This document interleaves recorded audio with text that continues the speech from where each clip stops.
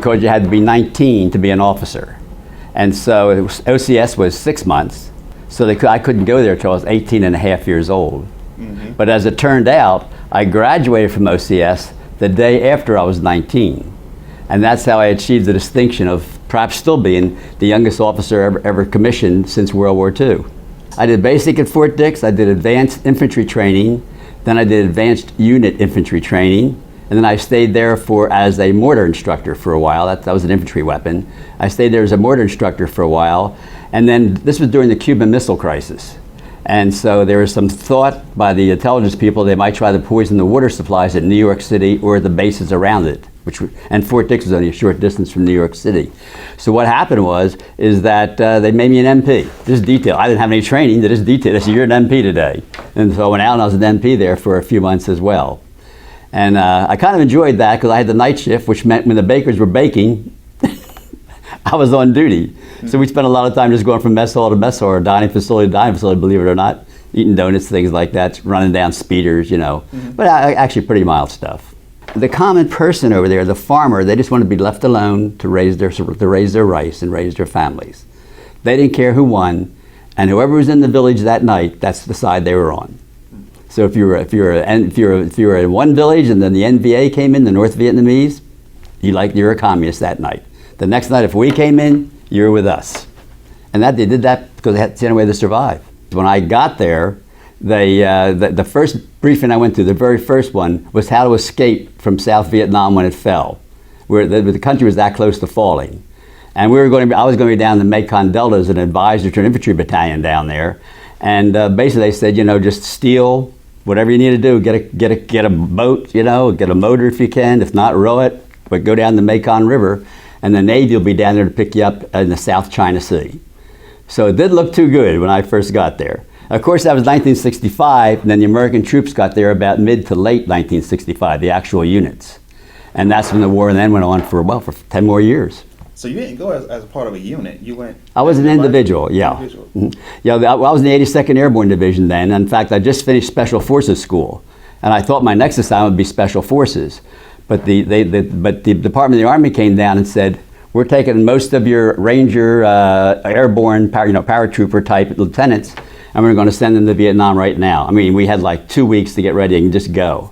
And so we got over there and we're all sent out as advisors to their units over there to help them, calling airstrikes, coordinate the movement by ship or by air, by helicopters, things like that. But it was all very rush. The funny thing is that in high school, I had taken French, because you had to take a language. And I thought, this is so boring, I will never do that. I don't care if I ever go to France. And I'll be darned, I got over there and it wasn't time to go to like the 6-month language school like previous advisors had done. So when I got on the ground, they started speaking Vietnamese to me. I said, I don't speak Vietnamese. But the lucky part was that was a French colony, Vietnam. And so what happened was that all the officers and most of the NCOs, the sergeants, they spoke French. Wow. So my very basic French, I could read French very well. Mm-hmm. But my basic French, spoken French, they'd speak slowly, and I'd get through the day with them. It was a little bit scary and also very disappointing. I thought we were going over there to fight the war, win the war. That's what soldiers do. And it appeared we were going to be leaving, that we were going to retreat basically. But then of course President Johnson, who was the president at that time, sent the first American forces over, and I think he sent a division of Marines and a division or two of the Army as well. And they arrived before the end of 1965. But we were glad to see them come, because what people don't understand is Vietnam, the people in it, have been subject to war for decades, up to that time. They had fought the Japanese in World War II. They had fought with or against the French when they were the masters there of that country. And now they were fighting the North Vietnamese. So most of the people I served with over there, the Vietnamese officers and NCOs, that's all they knew was war. That's all they knew. There's never been a peaceful period that they could remember in the country. I've always been positive. I want to tell you something though. That's almost an American type thing. And I'll tell you one interesting thing. I think you read about the time we were on a hill, and we run out of ammunition. There was a time when another unit, a smaller unit, had gotten bogged down. You know, it was under a lot of heavy fire, but where they were was horrible. It was an open hilltop. Okay, yeah. And it had no foxhole, and that was it. There was no cover at all. But anyway, what happened is, I certainly didn't put that in there, this in there, but the commander cracked up. He had called in a helicopter gunship, and the gunship had killed 2 of his own men. Plus he felt he was surrounded. You know, he didn't know if he was going to get rescued. He was a reservist who volunteered to come on active duty. And so the battalion commander said, go down, take over both of the units. And we got down there, and the thing was that we were down to almost no ammo. They made a couple attacks on us, and they were down in a wood line. They had the advantage. And every time anybody tried to get up, they got shot or, you know, got fired at right away. So the best we could do was try to redistribute the ammo we had left. And we got down to like 1 magazine each. So we figured, you know, I told my fellows that take aim, you know, shoot, no automatic fire. And I said, this is it. I said, you know, I don't know how much longer we can hold these guys off. We knew a mechanized unit was coming. We knew they were coming down. We knew they were coming. They kept saying, you know, they'll be here in 20 minutes. Yeah, right. Another hour, 2 hours, nobody's here. And I couldn't bring the artillery fire in because they were too close to us. And the gunships already killed 2 guys. 2 of his, I shouldn't say that way, not thank God, but 2 of his. But anyway, you know, I knew it probably had the same thing happen. It was just that close. And so what's funny is, being Americans, is we're sitting in these foxholes. We have 1 magazine of ammo left, and we know that they can go all day. You know, they can, and we all just thought it was like we're all going to die, because they weren't going to take us prisoners. They weren't going to take us prisoner at all. And people were joking. You know, they said, don't forget, save the last bullet for yourself. You know, stuff like that. It was very surreal, very surreal. It was like, we know this is the end, but why not go, you know, people still joking. You know, try to just keep morale up, I guess. Luckily, as you probably read, the mechanized unit did get there. The cab unit, APCs, you know what those are. The APCs and tanks, and literally ran right over us. And that was the end of that. Wow. But it was an interesting time. To say the least. I really thought, I said, this is the end. You know, this is going to be the end right here. But then I had other times like that. The time I was on a helicopter, had 50 bullet holes in it. Yeah. That was really scary. I mean, we were so low, I was looking at them like this. What kind of bird was it? It was a Huey. Okay. Yep, a Huey. And the funny, look, there are funny things that happen. The captain, who was the aircraft commander, the pilot, he said, I'm going home. This is my last trip. And, you know, as we're getting shot at, I said, this might be all of our last trips. Talk about famous last words. You don't, right. You don't say that. That's right. But you don't want to jinx anything like that. Exactly. Exactly. That particular one, the Blaze took some rounds. Yeah, well, he couldn't. You know, they call it pull pitch. I used to work at the aviation center. Okay, so I know a little bit about helicopters. You pull pitch and you go up. He couldn't. Every time he tried to pull pitch and get us away from that river, you know, get us above the river, because sometimes we were looking right at them. I mean, they were here and we were here. They were on, you know, along the side in the class. And he tried to pull pitch. Bullets would strike the blade, and it would deflect it enough or slow it down enough that he just couldn't get up. He just couldn't get up. And we finally landed. The mechanic came over to look at the aircraft to see if they could get it back to the actual airfield. He said, this will never fly again. Wow. Over 50 bullet holes.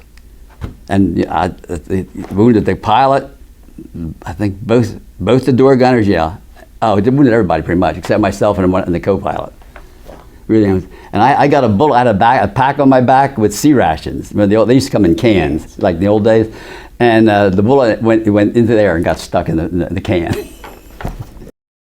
I was hit by a grenade. We're doing an assault. We were getting light fire, basically light fire from a VC village. And I said, I got everybody online. I wouldn't have done it if it had been a heavy fire. You know, that's just getting too many people killed. But I got everybody online, we started moving forward, and I had one platoon that was lagging back. Oh, well, first off, we dropped our packs, okay? You know, we always had to have a pack, but we dropped our packs so we could just move fast once we started the assault. And I had one platoon that was lagging back. And I went to turn like this, you know, Joe, whoever his name was, I said, get him up there, let's go, get him up, let's move. And about that time, the grenade came flying over and landed behind me. Oh. And my radio telephone operator goes, duck. I went, what? Because I was yelling at somebody else, you know, and boom. The funny part was, if I had kept my pack on, if we all would have kept our packs on, I wouldn't have gotten anything because it had all those cans and everything else in it. Because as you probably know, a grenade is shrapnel. It's hundreds of pieces of shrapnel. So what I got shrapnel all on my back. They left, and they brought the battalion surgeon out. He put me over a tree stump and gave me a couple shots of Novocaine and picked them out. But he said they're too close to your spine, so we can't get those out. But I was very lucky. Another time they shot the heel of my boot off. Yes, yes, I read that one. That's amazing. Yeah, we're all down. Leaning the prone. Yeah, we're all down the prone. You're shooting and everything, and the guy was I don't know, he was up on a tree or up on the hill right next. It was kind of the hill going up. He was up in the tree, maybe just way up on the hill, and that was very close because I had to go right down, just all the way down, parallel of my body, right, until it hit my heel. That's wild. So. But what I'm proudest of, I guess, is that we had the best record, the KIA record in the battalion. And I know that because the battalion commander recommended me for just not really a valor award or anything, but an award from the Vietnamese government. He and I were supposed to go to a ceremony and get that. But that's when I was involved with the hilltop and everything. So I knew they couldn't get me out of there to go to the ceremony. And he was killed a couple days before that. Oh, wow. So neither of us made the ceremony. But basically, I only had 2 people killed. Almost everybody, I don't want to say almost everybody, most people in the unit were wounded. And you're talking about a lot of them, some are very serious, an eye, a hand, things like that, but a lot of them are just, hit a glancing blow with a bullet or something like that, or a little bit of shrapnel from an RPG or something like that. But we were very lucky because we only had 2 people killed, and that was it. And other units had, 3, 4, 5 people killed every mission. I'm going, this is ridiculous. Yeah. But I did something they didn't do. I didn't follow the book. Everything in Vietnam is trails. Whether it's in the jungle, on a mountaintop, the rice paddy, it's all trails. You really can't just take off any direction you want. So I always run 2 platoons down 2 different trails. And that way, if one platoon got stuck, the other ones could come in and help them. Okay. The other thing I did, in the old days, in the World War II, they used to have where the people were, let's say at night, in a defensive position. Then you put outposts out here. I never did that. Because there's a good possibility they're going to fall asleep. Yeah. I hate to say it, and they're going to slit their throats, or they're just going to sneak right up on them and kill them. Because it's just the way it is. The other thing is, if they come around them, if they don't see them there, and they just come around them coming in, because they usually creep in. And we all start firing, those guys are still out there. So many people killed by friendly fire, because of that. So I just didn't do that. The other thing was, at night, a lot of units, particularly those that have air support, like the 1st Cav and all, they could fly in all this equipment and everything. They used to set up an actual perimeter at night. I mean, they'd put out claymores, they'd put out wire, they'd throw them in. So they had to stop at 3 in the afternoon to start digging in. Because they're really going to make a defensive perimeter for the night. Well, the BC know where you are. The NVA know where you are. They know exactly where you are. That's true. There's kids running around and everything. We'd walk till the sun went down. We'd sleep, or keep some people awake, obviously. But we'd sleep for 12 hours, and at 6 o'clock the next morning, when the sun came up, we were on our way. We were on our way. We always stopped in the dark. And when we woke up in the morning, we were out of there before the sun came up. Because that way, they were never sure where we were. Of course, this is before GPS, and we were never sure where we were. So we were evil. We were even.